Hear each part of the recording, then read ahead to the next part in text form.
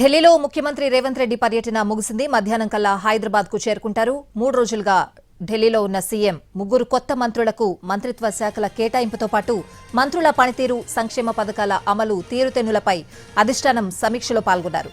Chief whip, 2 whip పదవులు, పలు కార్పొరేషన్ల చైర్మన్ పదవుల భర్తీ అంశంపై కూడా చర్చించారు. ఎస్సీ వర్గీకరణ అమలు, బీసీ కులగణనపై రాష్ట్రంలో నిర్వహించే భారీ బహిరంగ సభల్లో ముఖ్య అతిథులుగా పాల్గొనాలని ఏఐసీసీ అధ్యక్షుడు ఖర్గే, అగ్రనేత రాహుల్ గాంధీ, కేసీ వేణుగోపాల్ ని ముఖ్యమంత్రి రేవంత్ రెడ్డి ఆహ్వానించారు.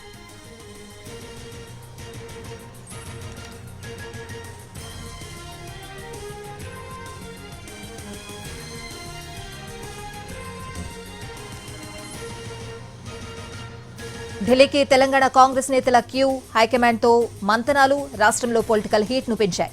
3 రోజులుగా అధిష్టానంతో రేవంత్ చర్చలు, ఉన్నట్టుండి ఉత్తమ్ హస్తినకు పయనమవడంపై రాజకీయ వర్గాల్లో జోరుగా చర్చ సాగుతోంది. కొత్త మంత్రులకు శాఖల కేటాయింపు, మంత్రులందరి శాఖలు మారుతాయా లేదంటే కొందరి మాత్రమే మార్చి ఇంకొందరి శాఖలు వారి దగ్గరే ఉంటాయా అన్న ఉత్కంఠ కూడా నెలకొంది. ఇటీవల మంత్రుల పనితీరుపై AICC state incharge Meenakshi Natarajan అధిష్టానానికి నివేదిక అందించినట్లు టాక్. దాని ఆధారంగానే శాఖల ప్రక్షాళనకు పార్టీ పెద్దలు సిద్ధమైనట్లు ప్రచారం జరుగుతోంది.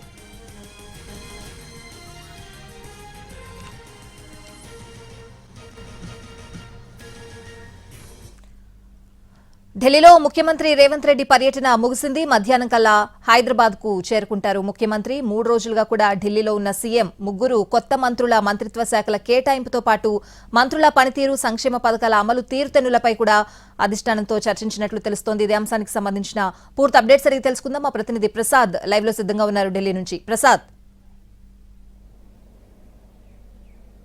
తెలంగాణ ముఖ్యమంత్రి రేవంత్ రెడ్డి 3 రోజుల పర్యటన తర్వాత ఈరోజు మధ్యాహ్నం తిరిగి హైదరాబాద్ బయలుదేరుతున్నారు.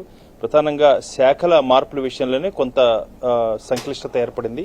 ఆ మేరకు శాఖల మార్పుల విషయంలో అధిష్టానమే నిర్ణయం తీసుకోవాలని చెప్పి తన అభిప్రాయాన్ని చాలా స్పష్టంగా చెప్పడం జరిగింది. అయితే శాఖల మార్పుల విషయంలో మాత్రం ముఖ్యమంత్రి రేవంత్ రెడ్డి కొద్దిగా పట్టుపడుతున్నట్టుగా తెలుస్తుంది. ఈ అంశంపై అధిష్టానం నిర్ణయం తీసుకుని ఈరోజు సాయంత్రం వరకు ముఖ్యమంత్రికి తెలియజేసే అవకాశం ఉంది. అయితే నిన్న జరిగినటువంటి సమావేశంలో ఏఐసీసీ అధ్యక్షుడు ఖర్గే కూడా బలహీన వర్గాలకు చెందినటువంటి మంత్రులకు కూడా పెద్ద శాఖలను ఎందుకు ఇవ్వాలి అన్న అంశాన్ని కూడా తన అభిప్రాయాన్ని వ్యక్తం చేసినట్టుగా తెలుస్తుంది. అయితే మొత్తంగా శాఖల మార్పుల విషయంలో జరిగే ప్రయోజనాలు ఏంటి, వనగూడే ప్రయోజనాలు ఏంటి అనే అంశంపై అధిష్టానం విశ్లేషిస్తుంది. ఆ మేరకు అంతిమంగా నిర్ణయం తీసుకునే అవకాశం ఉంది. కొత్త మంత్రులకు ముగ్గురికి శాఖల కేటాయింపులతో పాటు అవసరమైతే 1-2 మంత్రులకు చెందినటువంటి శాఖలను కొద్దిగా మార్పులు చేసే అవకాశం ఉన్నట్లుగా అంటే రేవంత్ రెడ్డి సన్నిహిత వర్గాల నుంచి అంతున్న సమాచారం బట్టి తెలుస్తుంది.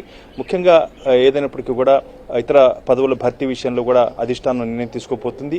దాంతోపాటు కార్పొరేషన్ పదవులు, చీఫ్ విప్, 2 విప్ పదవుల అంశంపై కూడా అధిష్టానం తీసుకునే నిర్ణయానికి ఆ మేరకు అమలు చేసేందుకు అవకాశం ఉన్నట్టుగా తెలుస్తుంది. దాంతోపాటు జరుగుతున్నటువంటి అభివృద్ధి కార్యక్రమాలను ప్రజల వద్దకు తీసుకెళ్లే విషయంలో అధికార పార్టీ విఫలమవుతుందన్న అంశం కూడా ఈ సందర్భంగా చర్చకు వచ్చింది. దీన్ని వేగవంతంగా ప్రజల వద్దకు తెలియచేయటం, అదేవిధంగా జరిగే ప్రయోజనాలను ప్రజలకు తెలియచేసి దాన్ని అధిక మొత్తంలో వారు పొందే విధంగా కూడా చేయాలి. కాంగ్రెస్ పార్టీ ఇచ్చిన మాటను నిలబెట్టుకున్న అంశాన్ని కూడా ఈ సందర్భంగా చేయాలని అంశంపై కూడా ఒక కార్యాచరణ కూడా రూపొందించి ఆ మేరకు నిర్దేశించడం తెలుస్తుంది. మొత్తంగా 3 రోజుల పర్యటన తర్వాత ముఖ్యమంత్రి రేవంత్ రెడ్డి ఈరోజు మధ్యాహ్నం బయలుదేరుతున్నారు. ఇదే సందర్భంగా సతీమణితో సహా వచ్చినటువంటి ఉత్తమ్ కుమార్ రెడ్డి ఈరోజు మధ్యాహ్నం తర్వాత రాహుల్ గాంధీని కలిసే అవకాశం ఉంది. Right Prasad, thanks for the updates.